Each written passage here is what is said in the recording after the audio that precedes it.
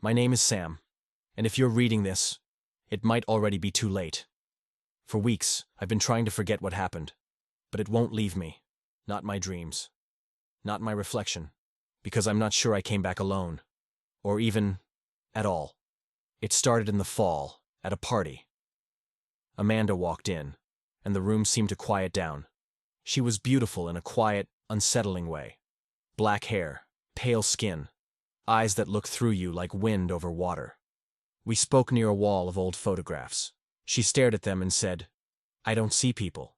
I see remnants." We started dating.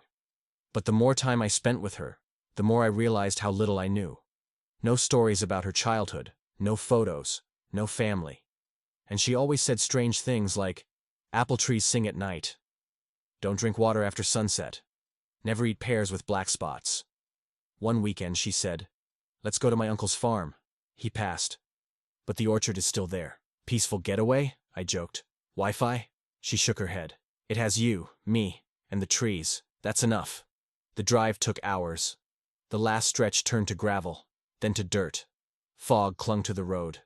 I dozed off, and when I woke up, we were already there, and I swear to you, the orchard felt alive. Apple and pear trees arched over us like ribs of a giant beast. The sun filtered through strangely. The air was thick, damp, and smelled like apples, honey, and something darker underneath.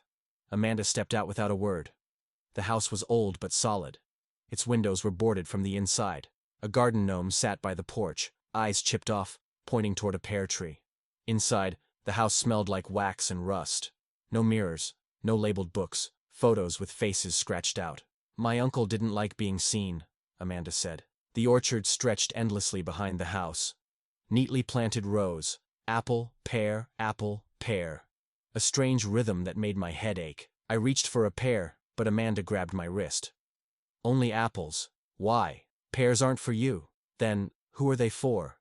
"The ones already here." She didn't laugh. I thought she was joking. I hoped. That night, I woke up to whispers. Dozens of voices, urgent, faint. I looked out the window and froze.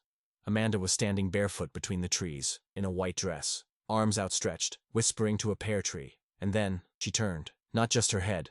Her whole body turned unnaturally, slowly. Her face stared up at my window. She knew I was watching. When I looked again, she was gone. The next morning. "Did you go outside last night?" "I was asleep," she said calmly. "I saw you in the orchard." "That wasn't me. I didn't sleep well after that. The old clock on the wall always said 3:12, no matter what. I kept seeing something move in the trees, a shape, always too far away to make out. I had a nightmare where I stood frozen in the orchard while roots wrapped around my ankles like hands. Then I saw it. On the bark of one pear tree. My name. Sam. Carved deep. Below it, other names. Dozens. Thomas, Ryan, Dylan, all men. I ran to Amanda. She was staring into a dusty mirror, gently touching her own face. "Why is my name on that tree?" I asked. "Maybe," she said without turning. "You already ate one."